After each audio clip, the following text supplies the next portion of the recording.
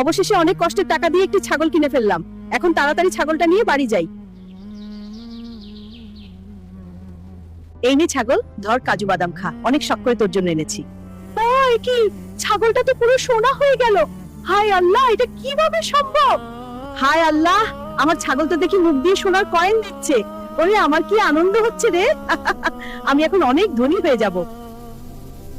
ওরে বাবা, কত কত সোনার কয়েন। তাড়াতাড়ি যাই, এই কয়েনগুলো বাজারে বিক্রি করে দিয়ে আসি। আজ আমার সব দুঃখ দূর হবে। সোনার কয়েন বিক্রি করে তো অনেক টাকা পেয়েছি। এখন এই টাকা দিয়ে আমি একটা বিশাল রাজপ্রাসাদ কিনবো। আমার আর কোনো অভাব থাকবে না। আরে ছাগল, তুই এবার সোনার কয়েন দেওয়া বন্ধ কর, অনেক হয়েছে। চল রে ছাগল, এবার আমাদের নতুন বাড়িতে যাই। এই নিন টাকা, সব আপনার। এখন থেকে এই প্রাসাদ আমার। চল রে ছাগল, ভেতর যাই। আচ্ছা ঠিক আছে। এই নাও সবাই সোনা।